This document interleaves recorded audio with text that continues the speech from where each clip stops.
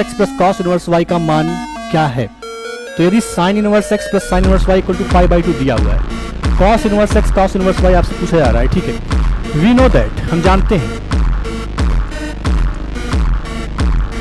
क्या जानते हैं कि sine inverse x plus cos inverse x equal to pi by 2 होता है।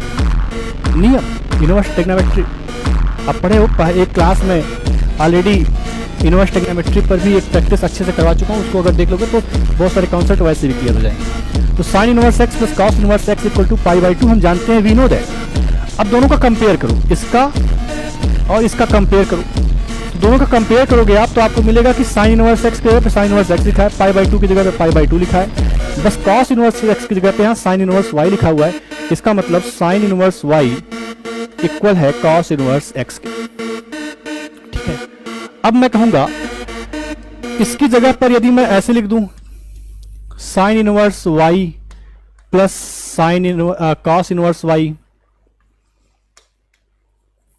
Sine inverse y plus cos inverse y, ठीक है, इक्वल टू तब भी पाई बाई 2 होगा। अब इससे अगर कंपेयर करोगे, अगर इससे कंपेयर करोगे तो साइन इनवर्स वाई यहां भी है, यहां भी है, पाई बाई 2 यहां भी है, यहां भी, भाई एंगल ही तो मैंने चेंज किया, तभी पाई बाई 2 तो रहेगा ही, चाहे यहां ए लिखो चाहे एक्स लिखो, दोनों सेम होने चाहिए।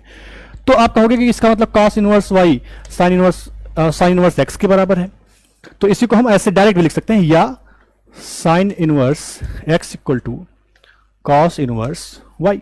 दो चीजें हमें यहां से मिलती हैं, ठीक है, दो बातें यहां से हमें पता चलती हैं। देयरफॉर जो हमें चाहिए, हमें चाहिए cos inverse x plus cos inverse y. तो कॉस इनवर्स एक्स की जगह पर हम लिख सकते हैं साइन इनवर्स वाई, और कॉस इनवर्स वाई की जगह पर लिख सकते हैं साइन इनवर्स एक्स, और यही तो हमें दिया गया है, sine inverse x plus sine inverse y equal to pi by 2।